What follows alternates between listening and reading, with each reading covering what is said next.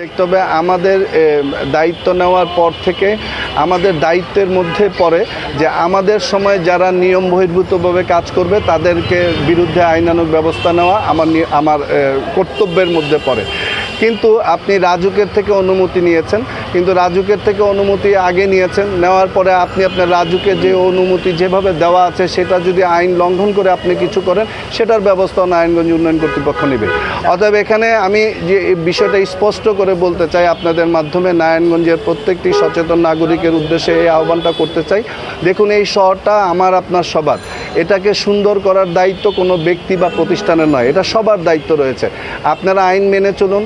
আপনাদের বিভিন্ন সময় আমরা যে অভিযোগ শুনেছি যে সরকারি দপ্তরে অনেক সময় কাজ করতে গেলে অনেক বিড়ম্বনার শিকার হতে হয়, আমি আপনাদেরকে স্পষ্ট ভাষায়, দ্ব্যর্থহীন ভাষায় বলতে চাই, নারায়ণগঞ্জবাসীর জন্য নারায়ণগঞ্জ উন্নয়ন কর্তৃপক্ষের দরজা সবসময় খোলা। বিনা বাধায়, বিনা ঝামেলায়, বিনা বিড়ম্বনায় আপনি আপনার যে সেবা, সেটা কাঙ্ক্ষিত সেবা আপনি পাবেন।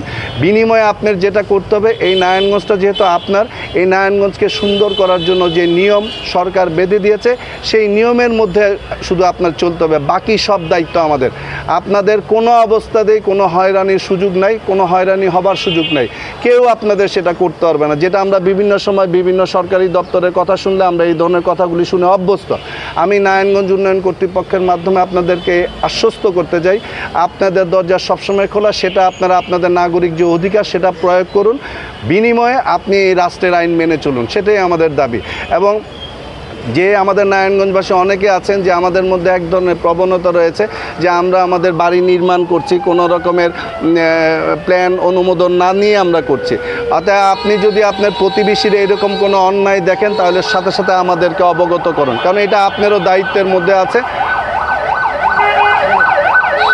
আপনারও দায়িত্বের মধ্যে আছে। আপনি যদি কারণ আমাদের নারায়ণগঞ্জের উন্নয়ন কর্তৃপক্ষ মাত্র এটা শুরু হয়েছে, এটা আমাদের জনবলের সংকট রয়েছে, অস্বীকার করার কোনো সুযোগ নাই।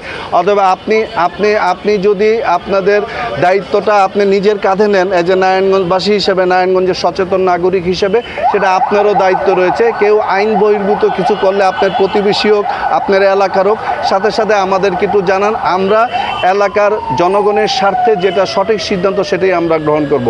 এবং সবার কাছে বিনীত অনুরোধ করতে চাই, আপনারা দয়া করে বিনা অনুমতিতে, কর্তৃপক্ষের অনুমতি ব্যতি রেখে কোনো রকমের স্থাপনা নির্মাণ করবেন না।